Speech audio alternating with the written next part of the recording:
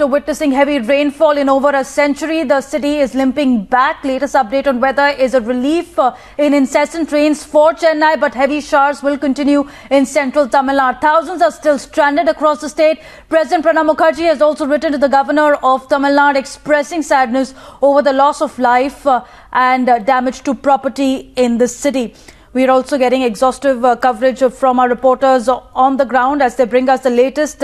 We're expecting Nikhil, who will join us, and Vivek as well, who will get us latest from Kodabakkam.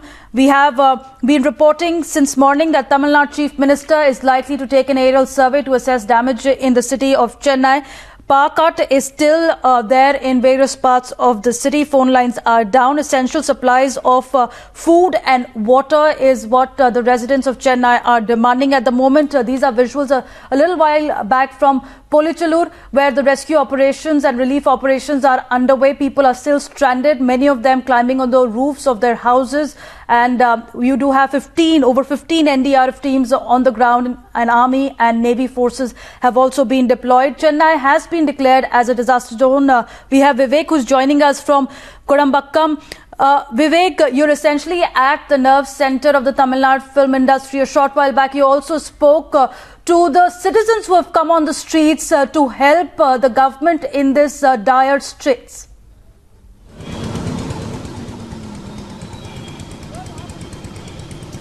Well, Devina, there is only a bit that the disaster rescue operations of the army or other forces can do. The rest is upon the citizens themselves. When a natural calamity of this scale, this magnitude hits, there isn't much that forces and the government can do. And that's what we are seeing. Chennai at its best. The people of Chennai, whether it be doctors, whether it be ordinary citizens, whether it be vegetable vendors, auto drivers, hotel owners, well, they are all coming out with a helping hand. We are hearing stories of, I actually spoke to a hotel owner who said he's opening the doors of his 50-room hotel for just 10 rupees per room.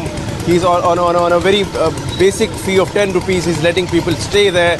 Water is being provided. But the major problem, as our correspondents across the city are telling us, is the problem of connectivity. The power has been switched off for safety purposes.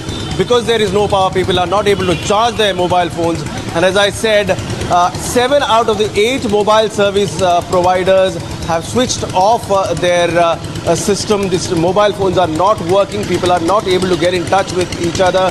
And as you see in these pictures, this is one of the landmark hotels in Kodabakkam, the Palm Hotel.